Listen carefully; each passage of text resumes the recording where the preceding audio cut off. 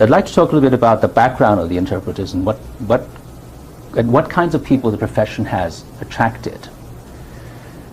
When I first came to the UN in the early 70s, some of the colleagues who were my mentors had very interesting backgrounds. They were mostly from China, some from Taiwan. Mr. Zhu, somebody already in his mid-50s, who had a near-native command of Russian. He knew English as well, but he grew up in Harbin and he could interpret directly from Russian into English. Mr. Paul Yu was a good friend of mine at that time. He studied in France and England and had a specialization, France and Switzerland, and had a specialization in international law to a high level. So he interpreted from French and gave me a lot of encouragement and inspiration for learning additional foreign languages. When China first started participating in the work of the UN in the early 70s, the profession attracted a lot of students from Hong Kong and Taiwan who were studying or living abroad at the time. So in the 80s, an interpreters and translators training program was established in Beijing, and qualified candidates became available. And today, the vast majority are graduates from that school. A lot of our colleagues who joined the UN in the 70s haven't always majored in languages in college. Some studied maths and science instead of languages. And at the same time, they had the linguistic ability and proficiency to become interpreters. The fact that they had varied academic backgrounds and interests were a great help in tackling the wide range of subject matter of the UN, which is often quite technical. Now, there are some who have joined us from the Foreign Ministry, and they've had past experience working for state leaders or ministers, bringing their experience to the UN. Others have worked for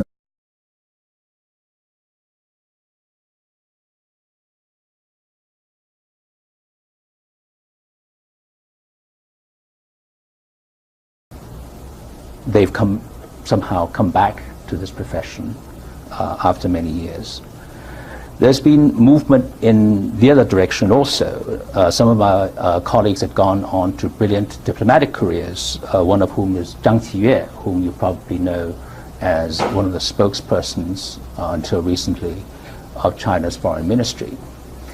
And now she's been appointed ambassador to Belgium. And there are others. China's PRC's first UN ambassador, Huang Hua, had been an interpreter in his youth. Mr. Ji Chaozhu had also come from a long and distinguished career in interpretation, and eventually he became a diplomat and ambassador to the UK and a high UN official.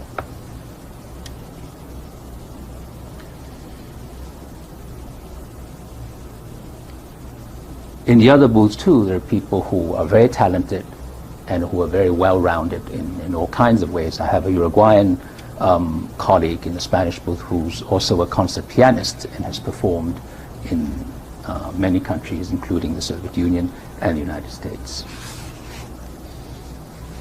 Now, how's the timing? I just want to talk a little bit about the General Assembly and the Security Council and what's involved in servicing those meetings. Every year, there's a general debate between mid-September and mid-December when prime ministers and foreign ministers come to deliver their policy statements. That's still different from the special meetings at the level of heads of state and government, like during the 50th anniversary of the UN in 1995 and the Millennium Summit in 2000. We're coming up to the 60th anniversary, so the same high-level meeting will be held later this September. For the general debate, in addition to the 6 official languages, higher-ranking speakers are allowed to bring their own interpreters to interpret their speeches from their own languages, which could be Hindi, it could be Japanese, Portuguese, Latvian. In these cases, government interpreters would deliver their speeches from the English booth, and occasionally English interpreters, say, who have a good command of Portuguese as well as Spanish, may be assigned to work from that language, interpreting, say, the foreign minister of Mozambique. So we can expect interpretations to be regularly broadcast on TV and radio or webcast through the UN's website. For the Chinese booth, the Foreign Minister's annual statement is a centerpiece, and usually translations in English and French are provided. It's been my experience that even if translations are provided, you have to be careful because last-minute changes can be made, or sometimes the speeches are read at great speed, which means you have to be on your toes and speed up yourself. For working into Chinese, each interpreter prepares a complete statement. It's usually up 15 minutes, and it can be 20 or 20 minutes in some cases. Chinese interpretation is recorded and used directly for conversion into records.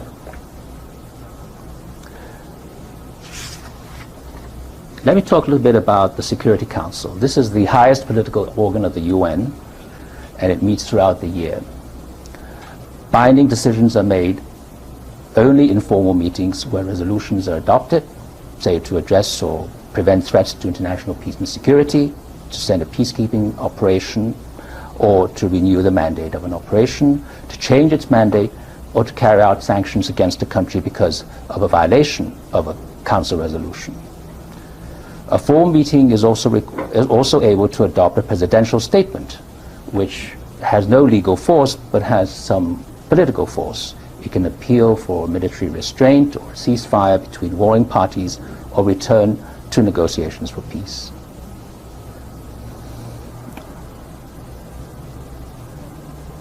So important political topics are discussed in debates in formal session and may be limited to council members or open to the general membership. When it comes around to China's turn to preside in the council, it's a matter of additional importance to the Chinese booth. Rotation is based on an alphabetical order of the names of the members, and the success of the presidency and the effectiveness of the council for the month would depend in part, of course, on the accuracy and quality of our interpretation. A lot of work is actually done behind the scenes in informal consultations. Senior members of the Secretariat are invited to brief the Council on the prevailing situation in different hotspots in the world. In recent years, 60% of the work of the Council has been about Africa, where conflict and strife abound. Now, informal consultations are more designed for dealing with crises and problem solving and are more like a dialogue, something interactive. Occasionally, consultations also fall into a pattern of prepared statements, but that's hard to avoid. Texts of draft resolutions and presidential statements are initiated and submitted at the ambassadorial level in the consultations, but negotiated and drafted in detail at the level of councillors. In those meetings we also service. When the Council is discussing any matter of widespread political interest or matters of some sensitivity, the press is waiting at the door for news of the discussions. So what the President says to the press is a matter of intense interest among the Council members and often the object of very painstaking discussions and negotiations. Okay. I'd like to go on to talking a little bit about some memorable occasions in my own career going back to the 1970s. Thank you very much.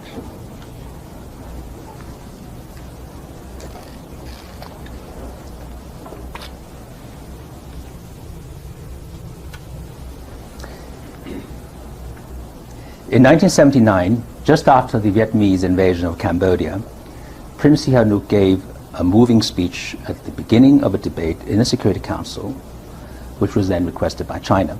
He spoke in French about the lightning speed of the massive invasion, the swiftness of the loss of his country to foreign occupiers, and the deep sadness which he felt. So Singapore, a country from the region, spoke strongly against the invasion and emphasized the charter principles of the non-use of force in international relations, the non-viability of international borders, and the cardinal principle of national sovereignty. He felt that small countries needed to be protected from the incursions of the large and the powerful. The speaker was Ambassador Tommy Koh of Singapore, who spoke in English, and whose lucid and terse-speaking style was a delight to many of us. In April 1982, Argentina was under the military government of General Galtieri, and he launched an attack against the Malvinas Falkland Islands off the coast of Argentina. Eventually, Margaret Thatcher's government sent a whole armada of warships across the Atlantic, defeated the Argentines, and retook the islands. For some days, there were troop movements building in Argentina in a way that suggested a possible invasion, and tensions in the region were beginning to rise. Informal consultations of the Council were convened by Ambassador Ling Qing of China, and as members discussed the gravity of the situation, a UN official handed him a note. He opened it, looked at it, and then said to the Council, "I've just received an urgent message indicating that Argentina has launched an all-out attack on the Malvinas Falkland Islands. The situation is serious." So to me, even though this was happening basically in the southern tip of South America, it was a very dramatic moment, and I appreciated being there. The Council adopted Resolution 502, calling for the withdrawal of Argentine troops from the islands and the immediate cessation of hostilities. In the summer of 1988, I was working at a formal meeting of the Council, presided over by Ambassador Lu Ye of China. At the meeting, the President read out a presidential statement announcing the signing of a ceasefire between Iraq and Iran, including the exact details of the time and place of the signing. This ended a long, fratricidal war between the two neighbors lasting 8 years, which took a great toll on both Iraq and Iran. I believe the then UN Secretary General, Perez de Cuellar, had been personally involved in orchestrating the peace negotiations together with other interested countries. At that moment, as I was reading it, I really felt I was observing an important moment in history. On the 1st of July 1997, I interpreted for ABC News a live broadcast of the handover ceremony for Hong Kong's return to China. This was an emotional assignment for me. The ceremony was scheduled to take place at midnight in Hong Kong, and the broadcast was part of Peter Jennings' daily program, Good Morning America.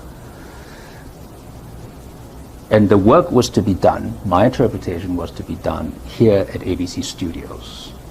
The event was taking place in Hong Kong. Anyway, before the event, I asked ABC why they couldn't broadcast directly the English interpretation that would surely be provided from Hong Kong by Jiang Zemin's own interpreter.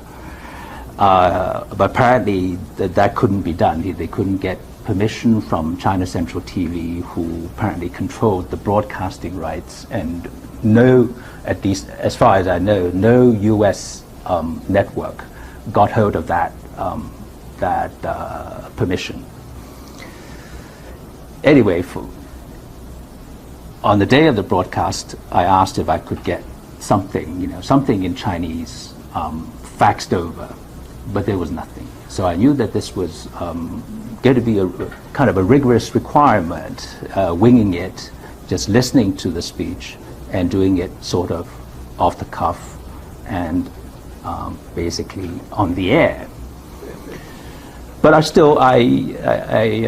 thought I would still do it, because it's an opportunity that comes around, shall we say, once every 150 years. So it was really a very interesting experience. It was like being suspended in time and space, straddling two continents, being a conduit at the time of a major historical event, and one that's pregnant with meaning for Chinese people, and especially the people of Hong Kong. So what I'd like to do now is play